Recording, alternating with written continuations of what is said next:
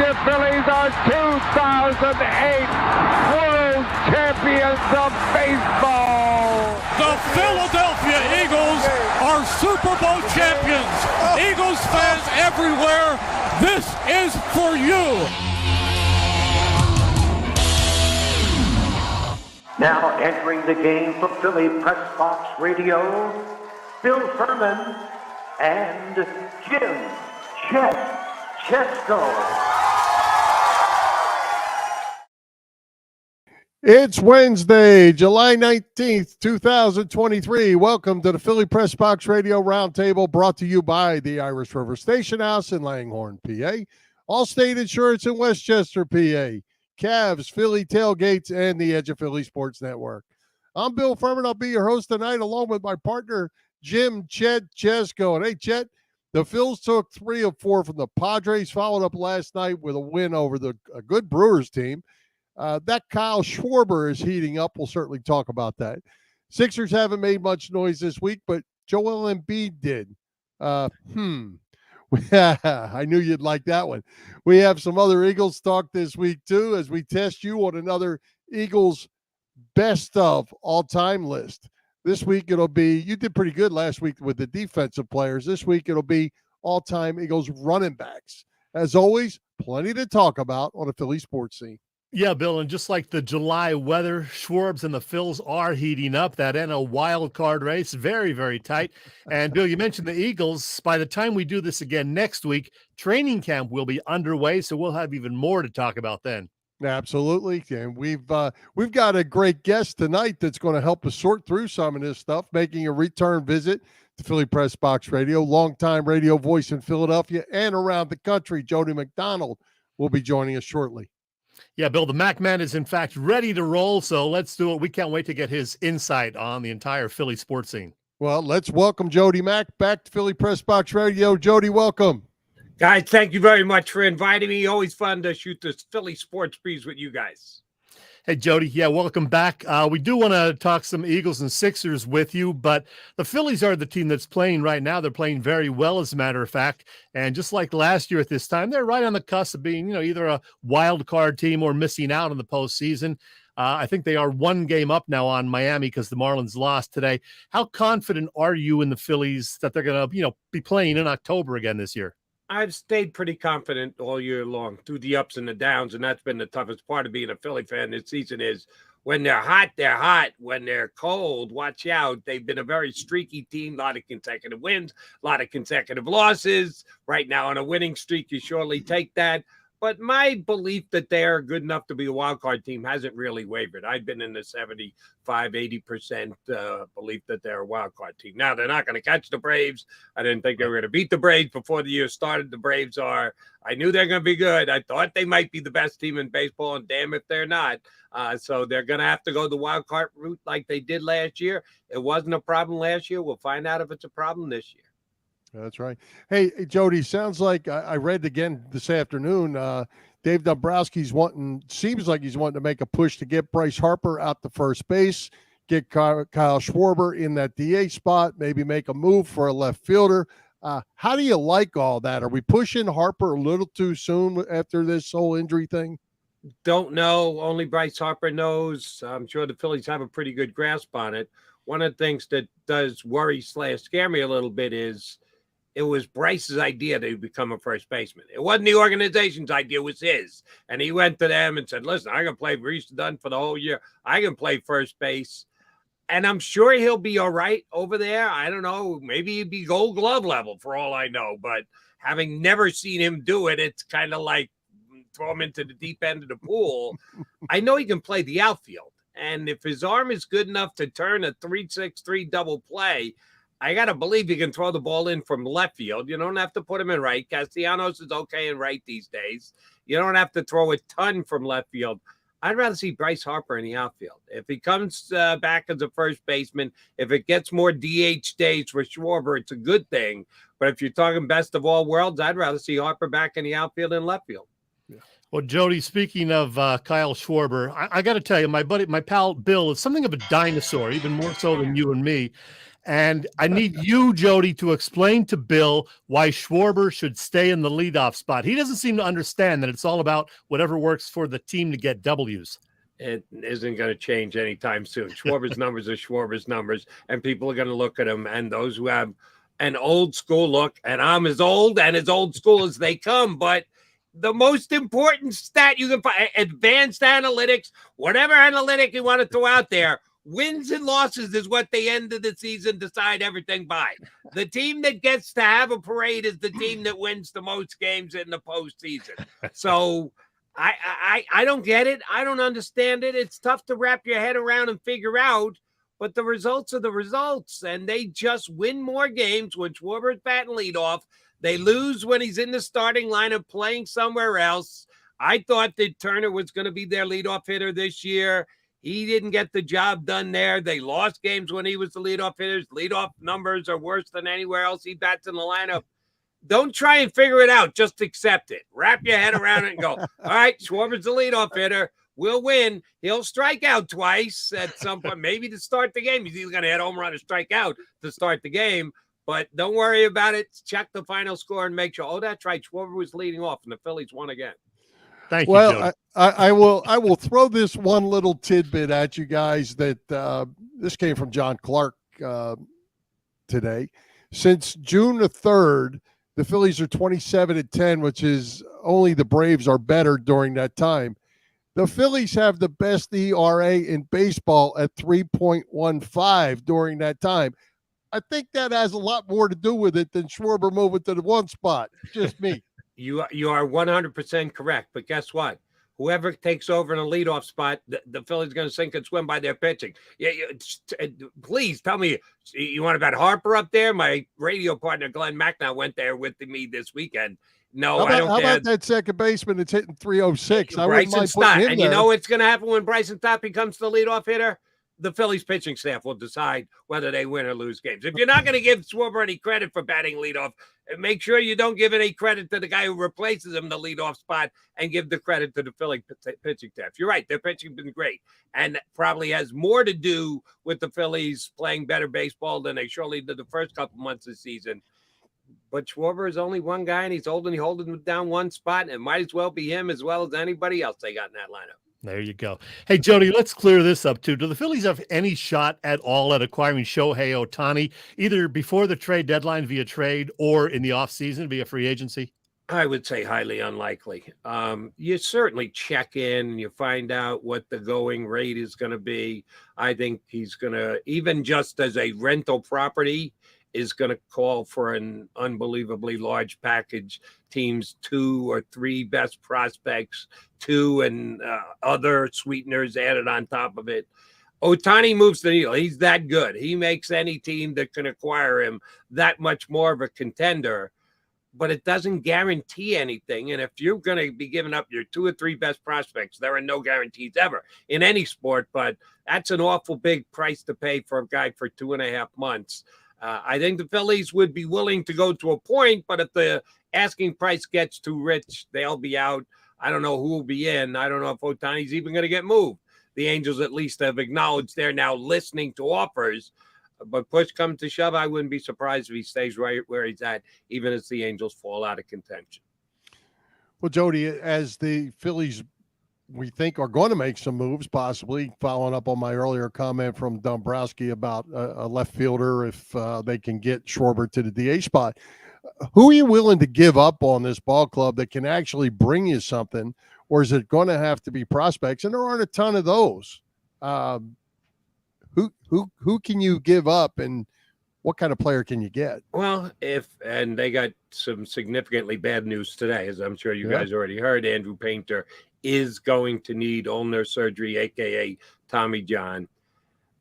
And I'd love to get mad at somebody. I do this every single time, that they wait and they think they can rehab and they think that rest will clear it up. And they wait months. And in this case, it's 4 months, and then go, oh, yeah, we better get the surgery done. So now he's out for most of, if not all, of 2024.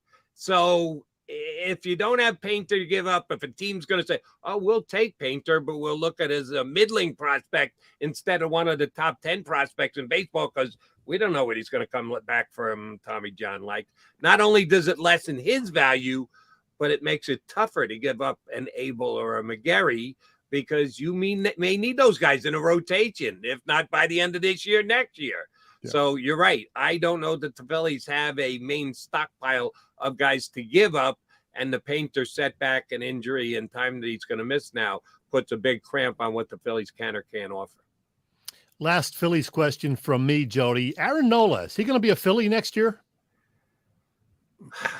Yes. I think at a bare minimum, the Phillies will slap the franchise tag on him, the offer tag on him, which will be in excess of $20 million, probably around $21 million. My guess is he's going to get at least that, if not more, on the open market. But you do that just in case something goes awry, and somebody comes in and blows him out of the water and makes him a $30 million plus pitcher, which I'm not sure he is. He's going to be somewhere in the mid to high 20s. But if somebody just comes in and says, all right, we'll give you the 3 1/100th, I don't know that the Phillies are going to go that high. I don't think anyone should go that high for Aaron Nola. I think he's a $20+ million pitcher. I'd certainly go 4 years, but I think it's kind of early to say. And depending on how this season goes, if the Phillies make another World Series run, going to be tough to leave a team that's gone to the World Series 2 straight years. If you're Aaron Nola, you better be blown away by another offer. It's not going to get done between now and the end of the year, and I don't think we'll get a really good grasp on it till after the season's over and done with. One final Phillies question for me as well. Alec Bohm, Brandon Marsh, 2 young guys that are really playing well and really getting better. You see a lot more upside from those 2 guys. They're still young players, and they look pretty good. Bohm, yes. The only thing that's disappointed me about Bohm this year, I bought into it. I didn't make it down to spring training. I had many a year for the Phillies, but I watched enough of their games on TV, and everyone was talking about, Alex Bohm put 10 pounds of muscle on. Alex Bohm just looks more ripped in a Phillies uniform. So, all right, I'll check it out for myself. And he did. He looked bigger. He looked like he did do the off-season work to maybe add some power. He really hasn't added any power. He's going to end up 15, 16, 17 home runs. I thought he could go more than 20 and maybe 25, and that looks like a pipe dream now.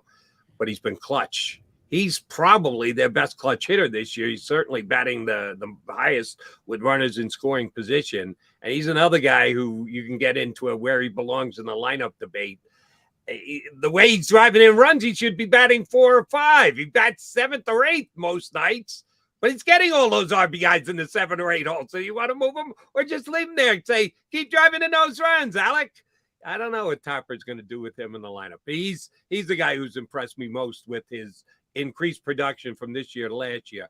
Like Marsh, glad Marsh is here. Marsh is going to be a fixture in the outfield for a while. If the Rojas kid is as good as he's flashed here over the last 4 or 5 days, he's a phenomenal defensive center fielder. So Marsh may be moving one way or the other, but I'm a fan. I just not as locked in him as I am Bohm. Bohm's been doing it longer. That's why I'll say that Bohm is more of a fixture right now than Marsh is, but I'm not looking to move off Marsh either. Going to be a fun next 3 months. We know that. Hey, let's talk a little football, Jody. Training camp is going to be starting the next week. And before we talk about the Eagles, I caught part of your show Monday night on WIP, and you revealed that you've already placed a couple of ducats on the Super Bowl 58, and you made a couple of interesting choices. Do tell. Made my wagers for the year ahead, because you can wait. You can try and get higher odds or lesser odds. I thought the odds were fair, so I said, let me jump in before somebody gets hurt on one of the 2 teams that I like that really compromises their chances to get there. Last year I picked the Eagles and the Dolphins, which at the beginning of the year, both of them were relative long shots. Eagles like 25 to 1, and the Dolphins were 35 to 1. And when the Dolphins got out 3-0 and the Eagles were 3-0, I'm going, I'm the biggest football genius that ever came down the pike at 450 to 1 to get those 2 teams into the Super Bowl. This year, I'm a little more chalky because the Eagles are certainly the favorite in the NFC and the second choice overall behind only Kansas City. And the Jets, Jets are about the 7th or 8th choice with that guy. Mr. Rogers has moved into the neighborhood of northern New Jersey. Yeah, I think it can be an all-green Super Bowl this year. Eagles against Jets. I've got tickets for the Eagles-Jets games in season this year. I'll be going up to that one, and it will be a Super Bowl preview for later in the year, week 6 during the regular season, Eagles and Jets. If the Eagles beat the Jets, I get 80-1. If the Jets beat the Eagles, I actually get 90-1.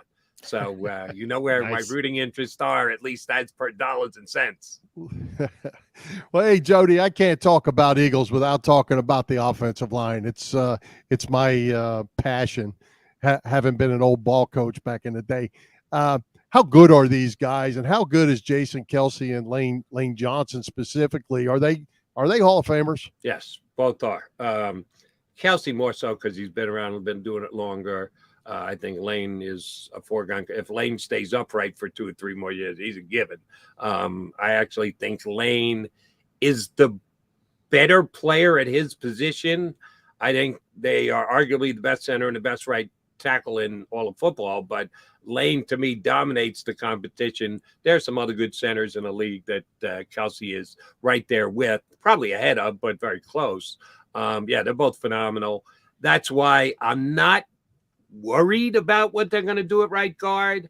I think it's going to be interesting to see what they do at right guard. Do you want to put Beef Jerky over there and then move him back to center the year after? That's not been Stoutland's MO. He likes to find a guy, find a spot, keep him there as much as he can possibly do.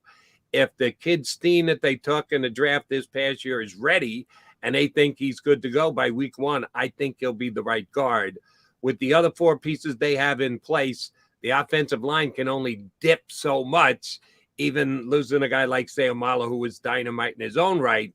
The Eagles last year had the best offensive line in football, and even losing a fairly key piece, they still have the best offensive line in all of football. Well, with Devontae Smith and A.J. Brown, another year under their belts, how good is the quarterback going to be this year? Can he progress even more? Really good question, and one that we'll debate this month, next month, into September and October, and then we'll have statistics to look at to see if he's going up or going back. I don't think there's going to be a massive move anyway. How much further can he go up? He's runner-up to Patrick Mahomes, the MVP. Can he really be that much better? And I'm not fearing a drop-off because he's so motivated and dedicated and narrow-focused. Here's the only thing, I've said this a couple times in the last week and a half. The only thing that I have this much nervousness about, not much, but some. When you do what Jalen did and you put yourself into the conversation of one of the franchise faces of the NFL, a lot of people want your attention. Media, endorsements, chances to get out, be seen, improve your brand. Love that. He's such a good kid and is not any kind of a diva. Does he have a tough time saying no? There are going to be a lot of people pulling at him and trying to get his attention and try and get his time. You know he's dedicated. You know he loves the game. You know he's motivated to be a better player every single year. But there are only 24/7 hours in a day. I just hope that his meteoric rise in stardom doesn't have an over effect of people trying to get too much of his attention. Hey, Jody, the running back room with Miles Sanders gone is a little different look. It's going to be by committee almost certainly. What do you make of the whole running back situation, the Saquon Barkley situation that came up yesterday? Is it really devalued that much? And are the Eagles okay by committee with what they have? I think they will be, although I was a Miles Sanders fan. They did a nice job. Rashad Penny's tremendously talented back if he stays on the field. Under over games, he's going to play 8. You split 9, somewhere in the middle of the overall season. But when he plays, he'll be very good. And I was an advocate as soon as the Lions drafted Jahmyr Gibbs of Alabama. Hey, maybe they'll be willing to trade DeAndre Swift. The Eagles should be interested. Boom. Howie Roseman got the deal done. So good on Howie for that. I think they'll be fine. I think they'll run the ball effectively. One thing that I think is being overstated this offseason, and we'll only find out as the year plays itself out, Ooh, DeAndre Swift, great catching the ball out of the backfield. That'll be an added weapon in the Eagles offense. Or not, because I don't think Jalen Hurts likes to throw the ball out of the backfield. I think he looks for AJ, looks for Smith, looks for God. They're not that boom, he's gone. He's taking off. He's running the football. He's not checking down to his fourth wide receiver, Swift in the flat out of the backfield. It looks good on paper. The Eagles were last in the National Football League at throwing the ball out of the backfield last year. I expect them to be close to that this year. If you think DeAndre Swift is going to catch balls for 650 yards this year, I think you're sadly mistaken. That's just not the Eagle offense. That's not Jalen Hurts. One Sixers question. How's the James Harden thing going to play out? Whoa. Is he going to be a Sixer? Is he going to play well if he's a Sixer, knowing that he needs a new contract? What's going to happen? Well, and you guys get this as hosts on this show, and I get it as a talk show host both nationally and Philadelphia. Oh, this is good stuff. This is going to create angry conversation, debatable conversation, angst if you're a Sixer fan. Oh, I think this could get ugly. That Harden has already shown if he doesn't get what he wants, he can throw a monkey wrench to a team's plans. Apparently, he and Daryl Morey's relationship is fractured now. He's on record as saying he wants to play for the Clippers and only the Clippers. Well, then, James, why did you opt back into your contract with the Sixers? If you wanted to go play for the Clippers, you're a free agent. All you had to do was opt out and go, oh, they couldn't pay you what you wanted. So you want to dictate all the terms. You want to get every single dollar of your $35 million. Plus, you want to pick the exact team you want to play for this year. Daryl Morey held firm on the line with Ben Simmons and told Ben to sit home. I would not be surprised. Even he has this great ongoing relationship. If it's fractured, who the hell cares with James Harden? Until the Clippers say, yeah, we're going to give you a reasonable. I think from what I hear, the offers and the asks are pretty wide apart between the Clippers and the Sixers. Sixers are probably asking a little bit much. The Clippers are trying to steal him because they know Harden's ready to carpet bomb the entire upcoming season. Is there a compromise? It's going to go till at least October. It may go all the way into the season, into the trade deadline. Yeah, it's not going to play well for either the Sixers or James Harden. I think this could get really ugly before James Harden gets relocated. Yeah, and I saw about an hour before the show, and I didn't check this out to confirm it, but that James Harden has eliminated everything Sixers from his Twitter account. Oh, that's the new protest. When in doubt, get to social media, right? Delete everything you had to do with the team. He's certainly made his desire known. He wants to be a Clipper. Here's the problem, James. You had a chance to become a Clipper. You were a free agent. If you wanted to be a Clipper bad, then you should have taken your veteran minimum and gone and played for the. Oh, no. He likes making $35 million a year. Right. So if that's the case, James, you need to do what you need to do to keep your game. And if that means coming back in and playing for the Sixers until a deal can actually be struck that both teams will be acceptable with, sitting at home, you're only going to get fat and you're not going to get paid. That is not the James Harden way. All right, Jody, last thing. We've talked lots of sports with you, but as you may recall, I'm a beer guy, drinking a Yards Summer Crush this evening as we speak. Yards Summer Crush. Told me last year you've always been a very basic beer guy, Budweiser specifically, but correct. I caught your one of your appearances on What's Brewing with your pal and mine, Glenn MacMan, last spring, and you guys did a blind taste test of several traditional beers, including Bud and 4 others, and, well, this happened. I'm Glenn MacMan with my pal Jody Mac. What are you drinking, Jody?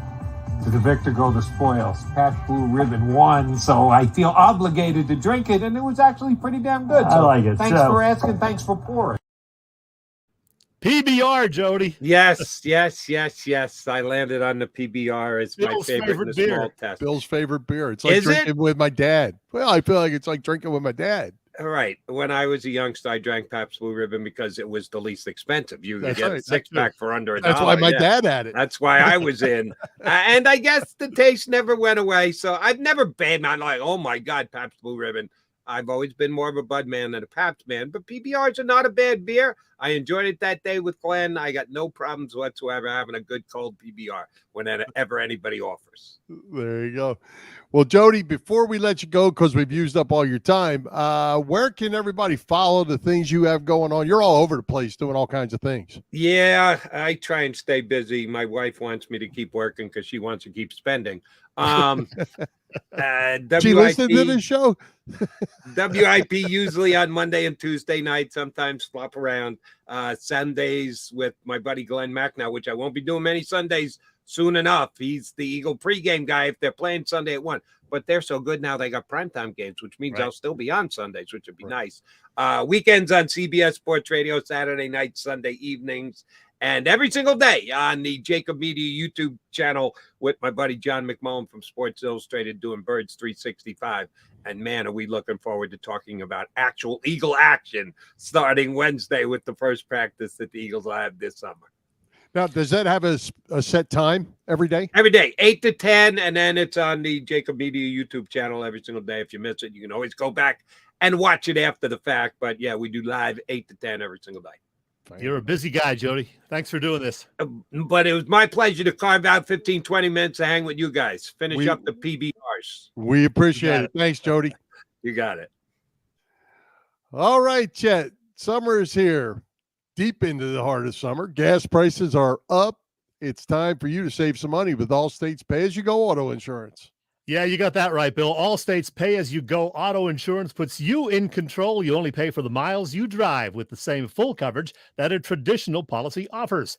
Pay-per-mile insurance gives customers greater control of their insurance costs. See how much you can save with pay-per-mile car insurance by calling your local agent. In Westchester, Pennsylvania, it's Dave Lavoie. You know that. And by the way, in addition to auto insurance, Dave's Allstate office also offers home and renters insurance, life insurance, business insurance, and more. Allstate in Westchester.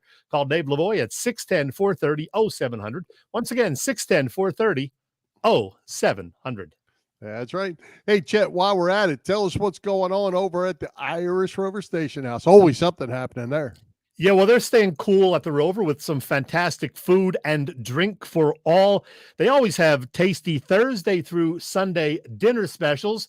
And, you know, I can never find it when I need it, but it's there somewhere. They do have dinner specials, and Filet Oscar, I know, is one of those specials this week. Thursdays also mean killer burgers are available. That Little Debbie burger that they have this week sounds wild, but I bet it's also darn good. Always 24 beers on tap and a great bunch of beer tenders and wait staff at the Irish Rover. And you may recall that I told you about that yoga event. Well, that is coming up this Sunday, the 23rd, on the patio, yoga with drinks. The Irish Rover is on Bellevue Avenue in Langhorne. You can get more details on their website, and that is irishroverstationhouse.com. Hi, this is Ray Dinger, and it is always fun to talk sports with these two guys, Bill and Chet, on Philly Pressbox Radio. Hey, Bill, I want to mention one other thing that we were talking about with Jody regarding beer. That particular show that he was on when he did the blind taste test, and he rated PBR the highest, and the beer that he drinks, Budweiser, he actually rated lower than the other three, which were Coors and Miller High Life and Labatt's Blue. But he's still a Bud man, so go figure. But I was actually on that show, sort of. And by that, what I mean is they did this little piece on there about people submitting all different synonyms for being drunk. And I contributed actually a trio of them. And I made the show. Plastered, sloshed, liquored up. And no, that's not me on a typical weekend. That was just my contribution to that particular show back in March or early April. You are everywhere with a picture, of course. Yes. So, yeah, I made the big show, What's Brewing, last spring, and that was kind of cool to see that. There you go. Good stuff. Well, hey, not good stuff. I don't want to be the guy piling on Joel Embiid, Chet, but, man, this guy can't stay out of the news. This time it's with his mouth. You make anything of it, or slow media day? What do you think? Just to summarize quickly, Joel said, I just want to win a championship, whatever it takes. I don't know where that's going to be, whether it's in Philly or anywhere else. What do you make of it? Yeah, there it is. He just wants the chance to accomplish that wherever it may be. Well, first of all, Bill, you lied with part of your statement. It was a non-truth anyway. You love getting an opportunity to pile on Joel Embiid. Just admit it. Come on. No, not necessarily. I just want him to win something. I want him to make this team better. Win. All right. We've invested so much in this cat. I know. But now I do have a problem. I am piling on for him, and Hugh Douglas got after him, and that's really where I saw this whole thing. Yep. Because after he said that, he backed off of that. And Hugh Douglas went after him for own it. If you mean it, own it. Don't back up and say you're trolling. That's social media term. Okay. Yeah. Well, Joel is a bit of a troll. I mean, it's kind of his middle name on his Twitter account, Joel the Troll or whatever. So you don't know if he was serious or not with that entire statement. Of course, he wants to win a championship, we hope, and we hope that he wants to win it here. But, he just took it maybe a little too far. I don't know how much he meant when he said that. But as far as I'm concerned, who cares? It's July. And yeah, I think it's much ado about nothing right here, Bill. If you backtrack on it, so what?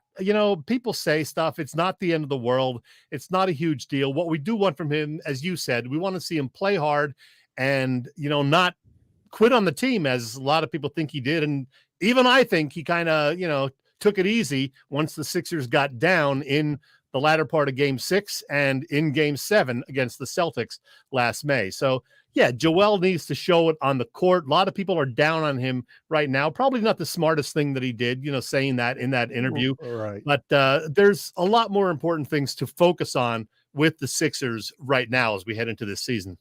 Well, and I guess I'm with you on most of that. He's not smart. It's just bad timing. It's bad timing.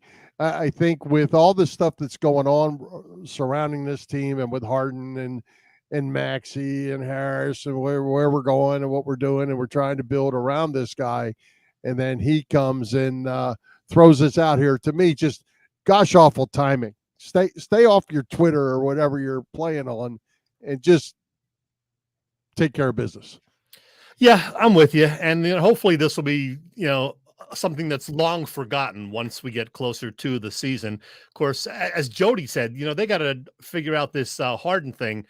And it sounds like Daryl Morey is going to kind of play hardball with him.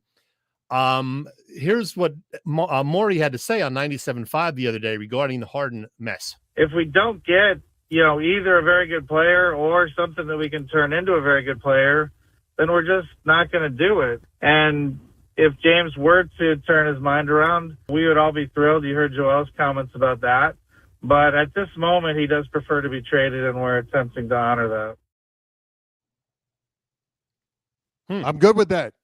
Yeah, me too. I don't want him to cave and, extend Harden. I don't want him to trade him away for, a couple of basketballs. So, yeah, as Jody said, the guy could have opted out. And if he had all this interest from other teams, he could have gone wherever he wanted, the Clippers or whomever. But clearly there's not a whole lot of interest for James Harden right now. And certainly, the Clippers don't want to give up a whole bunch. They don't even want to give up this guy, Terrence Mann, who averaged like 8 or 9 points a game last season. So I don't know how this is going to play out, but it's going to be interesting to watch and probably going to go right down to September or October or even beyond.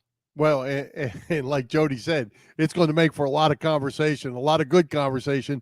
But the one thing for sure, from Daryl Morey's standpoint, and I 100% agree, is you can't be held hostage by the player. And, yeah, that is true. And really, if the player doesn't play or if he doesn't compete when the time comes, if he's wearing a Sixers uniform, his value goes down. So he could make a point. Same thing, actually, I read about a quote just today back on the running back thing from Saquon Barkley. He said, well, I just won't play some games. That doesn't improve your value. That's not the kind of guy I want on my team. And Saquon Barkley is a great teammate from all indications at Penn State. And with the Giants, not a smart thing for him to say either. These guys only bring their value down. Yeah, makes for some great sports talk, though, for the radio guys. That's for sure. Yes, it does. Yes, Hey, it Bill, does. before we move along, I just want to tell our viewers and listeners that a little later in the show for our viewers, I'm going to show a picture of something that a lot of people may find disturbing. They might be offended by it. So, you might want to cover your eyes when that happens, but we'll get to that a little later. It's not you in the pool or anything. Well, I do have that too. That's a whole nother thing, but that's not the one I'm talking about. Oh, one can only imagine that we had to give a little advance notice to something we're going to put on the screen. Stick around, folks. That I don't know anything about. All right. Let's move on to the Eagles. We've had a lot of fun the last couple weeks letting you pick your top 10 players at different positions, comparing them to the list developed by CBS Sports Philadelphia Eagles insider Ruben Franks. So we're going to do it again. Chet, this week it's top 10 all-time Eagles running backs. This time there's just 10 on the list. There are no honorable mentions. You did pretty good with the defensive players last week, and I think you'll probably do pretty good with this list tonight. The order may, we'll get a little more into the order here because I think that'll be important as we go. I think I'm going to nail this one, Bill. Working in my favor, to be honest, there's really only been a handful of great Eagles running backs over the years. I think there's only one Hall of Famer, if I'm not mistaken. I could be wrong. There might be a second one. So, yeah, there are 5 or 6 that immediately come to mind. And then it's just really, adding on a few other memorable ones to get to 10. Well, I think you're going to be a little surprised at Rube's list. Okay, yeah, I didn't look at it. There's a couple here. Well, their spot on the list, I think, will surprise you. But hey, the suspense is killing me. So let's see if you're even close. Let's go run down your 10, and then I'll follow up with Rube's 10. All right. Well, sorry to report, guys. DeMarco Murray did not make my list. That one year he had with the Eagles did not. Cyril Pinder didn't make the list either. Cyril Pinder, that's another name from the past. Oh my gosh. Wow. Also not making my top 10, but they would be 11th and 12th, I think, if I went that far. Maybe honorable mention, even though we weren't going to do that. Herschel Walker and Darren Sproles, neither on my list. Sproles more of a special teams return guy, so he did not make the top 10. But here we go. The top 10, and I will put up the full list in just a minute, so you don't have to write these down, folks. In reverse order, number 10, I'm going back to the 1960s for this one, Bill. Tom Woodashik. Great Eagle who's still alive today, by the way. He's 81 years old. Tom Woodashik spent a lot of pretty decent years with the Eagles. Number 9, a guy who was an Eagle the last 4 years, Miles Sanders. I have him number 9 on my list. Number 8, Keith Byers, the guy Buddy Ryan said he wasn't going to draft. He drafted him, played several years. Keith Byers at number 8. Number 7, good old for who, for what himself, Ricky Watters. He only played 3 years with the Eagles, but he put up some great numbers, over 1,000 yards easily each year. So Ricky Watters is on my list. Number 6, Timmy Brown. I have him pretty high on my list, probably higher than most people might. Now, I've got to think that my top 5 will be most people's top 5, although the order could be slightly different, as you alluded. Here you go. Number 5, Deuce Staley. Number 4, Wilbert Montgomery. Number 3, B. West. Got to have him on there. Number 2, Shady McCoy. And number 1, the great Steve Van Buren. I almost switched those top 2 because, Shady is the all-time leading runner for the franchise in terms of rushing yards. But then I thought, well, it was a different era when Van Buren played. He won 2 titles in 48 and 49. So I got to go with Van Buren at number 1. What do you think of my list, Bill? I think that you got all 10 of them right. Wow. And I did not see Rube's list. Those are Rube's 10? Those are Rube's 10. That's not the right order exactly, but that is very close. Oh, man. So leave your list there, and I will give you... Tom Woodashik made the list, huh? Yep. I will give you Rube's list. Here you go. Number 10, Keith Byers. Number 9, Tom Woodashik. Number 8, Timmy Brown. Number 7, Miles Sanders. I was a little surprised Miles made both your lists. Number 6, Ricky Waters. Okay. Number 5, Deuce Staley, which was really a surprise to me to have Deuce Staley that high. He played a lot of years. Yeah. He was productive. Yeah. I just didn't see him as a great back. I thought he was a solid back. But number 4, Wilbert Montgomery. Yep. You hit that one on the head. And here's where you flip the 3 around. He had number 3 as Steve Van Buren. I take issue with that. I like your list better. Number 2, Brian Westbrook. And number 1, LaShawn McCoy. Wow. Very interesting. So, I did get the top 10.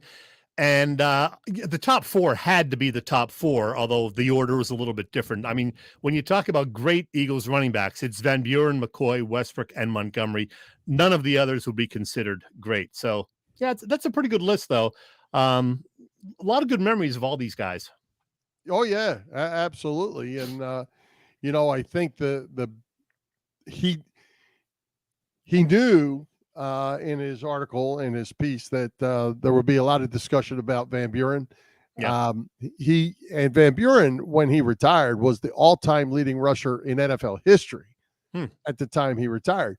But also was a run-oriented game, and overall he had a lot more carries than the other guys and this and that. So that's why he moved him down. He is the only Hall of Famer on that list, though.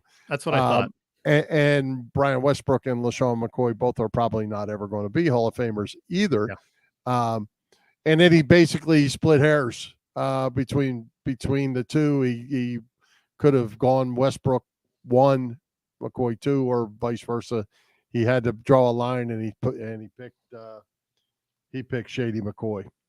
I looked up Van Buren's numbers yesterday when I was doing this, and I was really surprised that, well, first of all, they only played, I think, 12 games a season back then. So, the rushing yards weren't phenomenal. He did average 4.3 yards a carry, I think, for his career, which is, decent, but not amazing. But he very rarely caught passes out of the backfield. I think he only averaged like 10 or 12 receptions per season, which is really low for a running back in this era. But, like I said, it was a different era. Right. 1948-49, they were playing in the blizzard, and they weren't throwing the football around very much, but they were handing it to Steve Van Buren, that's for sure.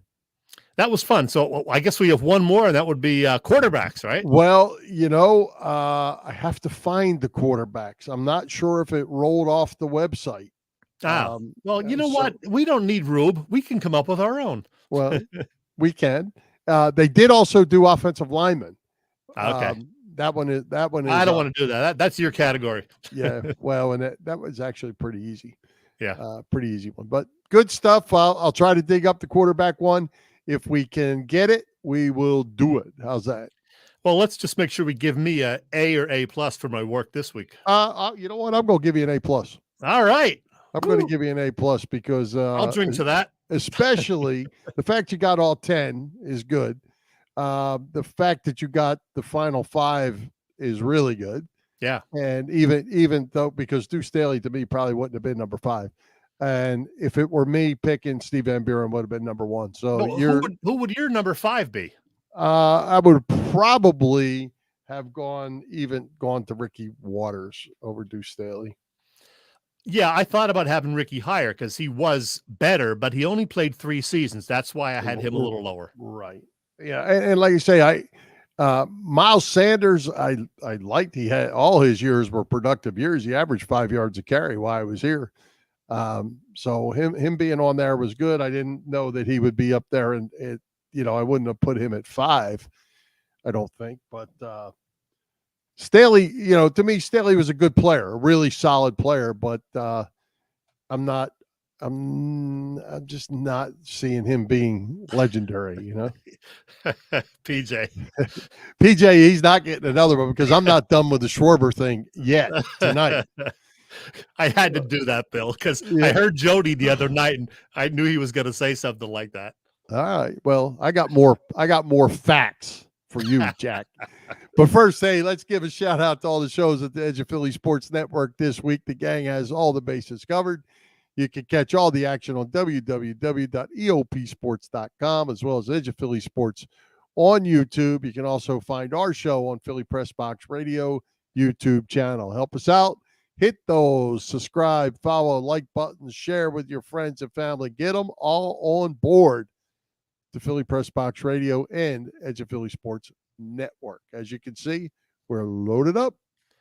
And our buddy Freddie Burns is on the Edge of Philly Sports live show tonight with the guys. We got to get Freddie back on with us one of these times, just, for a random visit. Well, Fred brings a little excitement. It's good to have him. You remember the last time you were not with me.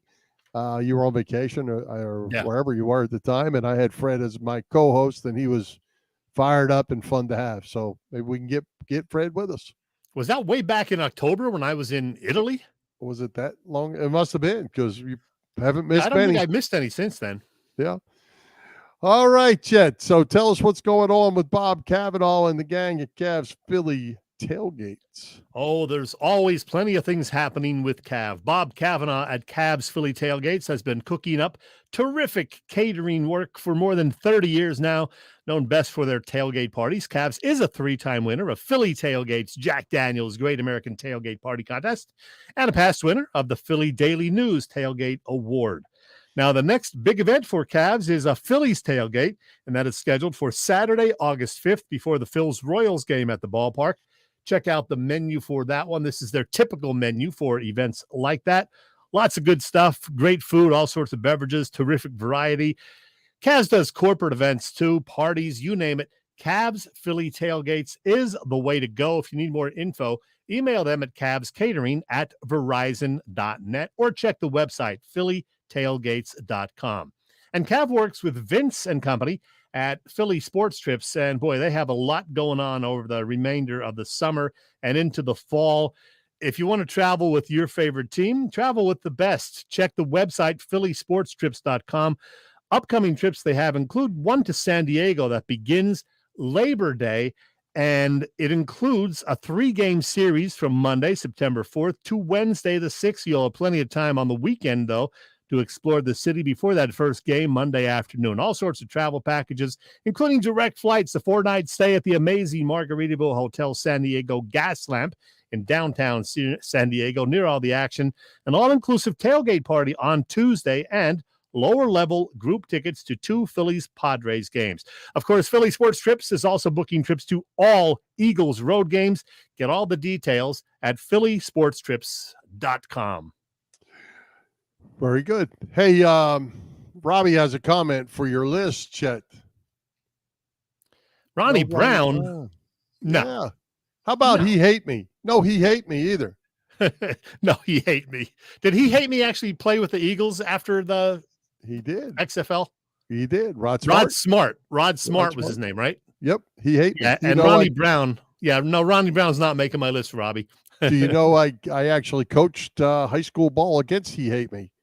I think I remember you telling me that. That's pretty wild. Rod Smart is a Lakeland High School graduate.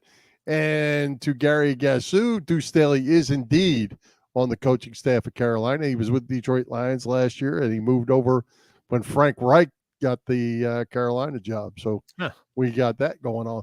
Hey, Chet, last week we started a new segment called Tell Me Something Good in Philly Sports. I caught you a little off guard last week, but you've had time to think about it this week, so tell me something good. Well, Bill, after this recent heat wave that we've had up in the Northeast, something you're quite used to down in Florida, I can tell you that something real good is having a pool. The funny thing is, back in the early 2000s, it was my This wife isn't where the picture comes in, is it? Yeah, but not the one I'm talking about, different picture. It was my wife who really wanted to have a pool put in, and I kind of fought it. I didn't really think we should spend the money on it, since her brother and his family lives 15 minutes down the road from us, and they have a beautiful pool, and we're always welcome there. But of course, it was another, I won't say argument, but a discussion that I came out on the short end of. So we got the pool in 2005, and as it turns out, I'm the one who ends up using it a whole lot more than my wife. And yeah, there's a half-naked picture of me. That's a little one for the ladies. Yes, I'm in the pool far more than Linda. So I'm enjoying it, and she was right. We did need the pool, and we had a great party there last weekend with a whole bunch of family members, relatives, a good time. Something else good in this heat wave, Bill, air conditioning, and of course, cold beer. What is the thing in the background of that picture? That was a sloth, a giant sloth. My daughter, who lives in North Wales, Pennsylvania, we had breakfast with her about a month ago, and then we went to some discount store, and they had all these cheap swimming tools, or not tools, toys, and that included this giant sloth, and it was only like 12 or 15 bucks or whatever. So she said we needed that for the pool. So what the heck, got the giant sloth, and yes, I've used it a couple of times. Not as comfortable as some of the other things I have, but it was kind of cool to have. Giant I thought sloth. maybe it was a potty sitting over there against No, the fence no, or something. definitely not a potty, and there's no peeing allowed in the pool. All right, might tell you something good's actually about baseball, and I went with Greg Kimbrell last week. I'm going with Bryson Stott this week for all the obvious reasons. 306, 107 hits, 8 homers, 16 stolen bases, 4th in batting average in the National League as we speak. I'm going, tell me something good, Bryson Stott. He has been darn good, having a great year. Looks like he's going to have a great career. He's hitting lefties now as well as righties, so I love the Stott, man. Me too. He's a good one. All right, Chet, great guest tonight, and Jody McDonald, who is coming to Philly Press Box Radio next week. Next week, Eagles training camp will officially be underway by the time we do our show, so we will discuss that and the entire Philly sports scene, Bill, with the guy we haven't had on for about a year, Tom Moore from the Bucks County Courier-Times. Tom does a little bit of everything there at Bucks County Courier-Times. Always great having him on with us. And, Bill, we will also celebrate a couple of milestone birthdays next week. No, not you, not me, but number 50 for the lovely Kate Beckinsale and number 80 for rock and roll's greatest frontman, Sir Mick Jagger.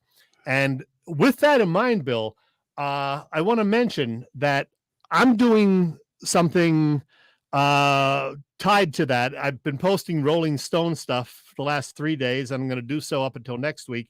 And this morning I posted on Facebook, like I did with the Beach Boys last month in connection with Brian Wilson's 80. I'm now asking all of my music-loving friends to do your best to give me your top 3 in order Rolling Stones songs. That is not easy, I know, but I helped you out by including in that thread a list of 104 of their most popular songs, 40 or 50 of their big hits, and then another, 60 or so that were not huge hits, but are still very well thought of by their fans. So do your best. Give me your top 3, not right now, but on the Facebook post, your top 3 in order Rolling Stones songs. And the voting will close on July 25th. That's Tuesday at noon. And then I will reveal the results during our Philly Press Box radio show on the 26th, the day that Mick Jagger turns 80 years old. So good luck with that. And Kate Beckinsale turns 50, which Kate is probably more important to you. They're 2 very important people in my life, 2 of my favorite Brits. Well, and I have to tell you, I did a quick run myself through your list. It was a very quick run, but I got to 6. Yeah. Now you got to cut it to 3.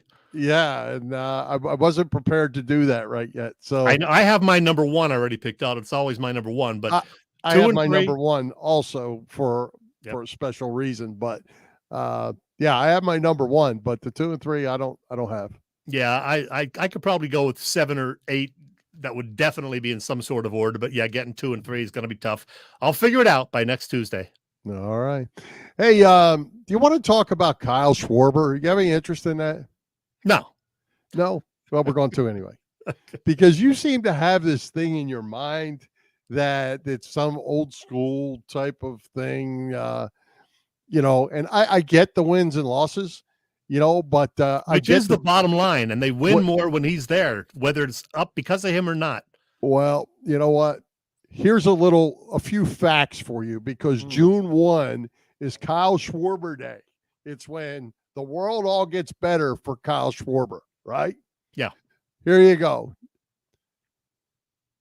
Since June 1, he has hit 220. 36 for 164, hitting 220 up through last night. Okay, he's got 13 homers, a whopping 24 RBIs in 56 strikeouts. So his on-base percentage has gone from 312 to 313. There you go. Improvement. And his batting average was 160. He's up to 189, Bill. He's up to 189. So that whopping 220 that would have you parking cars in the Veterans Stadium parking lot back in the day because you wouldn't maintain a job in Major League Baseball, you have anointed him the guy who is leading the charge here. He's also on pace for 47 home runs, I believe, 95 RBI, and 213 strikeouts. And the most important thing, Bill, they win when he's there for whatever reason. You're going to say it's because of the pitching.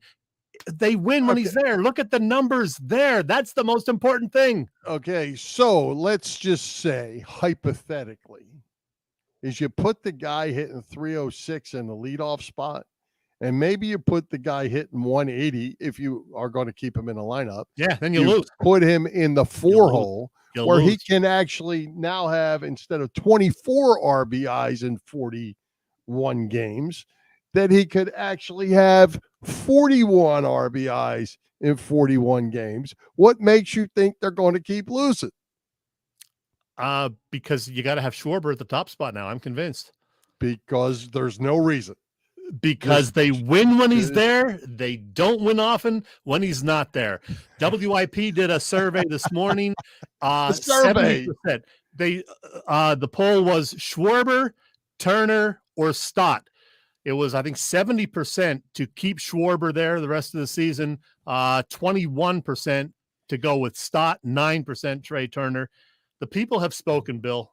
Let's talk Raz Room. Hey, one thing I will throw out that I couldn't find, I really wanted to find this stat, and I couldn't find it, is how many guys he's left on base. Because I think that's a key stat, too, because he strikes out too stinking much to be in that spot. Look, Bill, it's not the 70s or 80s. You're not going to get... I know. Like I said, he'd be parking cars at Veterans Stadium if it was. There's no Marty Wills, Ricky Henderson... Those guys not available anymore. Very few teams have those kind of guys anymore. Maybe George Springer in Toronto or something. See, PJ knows. Hey, PJ, I have to tell you, Kyle Schwarber makes Dave Kingman look like Tony Gwynn. We got to get to the Raz Room, and then I got to show you that unsightly picture. Let's go. All right, let's thank our friends at the PPCC 118 Raz Room. They post great sports memorabilia on their Facebook page so people can take a chance of winning something they may not be able to afford or have access to. All items come with certificates of authenticity. They continue to run out great autographed memorabilia from all the Philly teams and more. Check out their Facebook page. Like it or follow it. It's PPCC 118 Raz Room. That's right.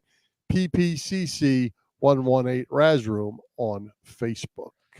Bill, we have 1 minute, and I got to post this horrible picture, this picture that will offend some people, but I have to do it. I'm sorry. It's important, and we have to discuss for 30 seconds. Today is National Hot Dog Day, and I'm making a true confession.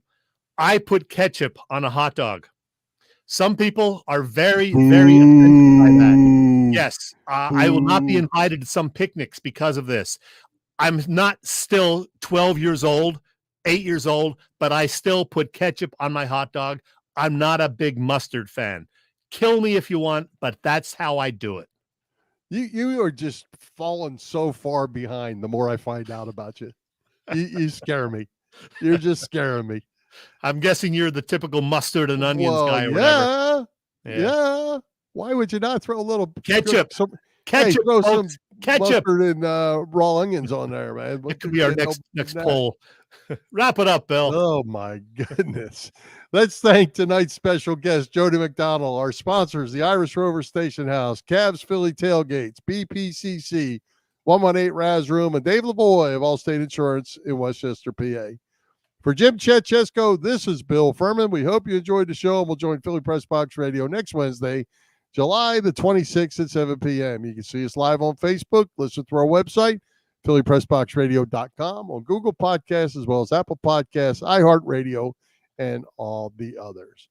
High hopes, Philadelphia sports fans.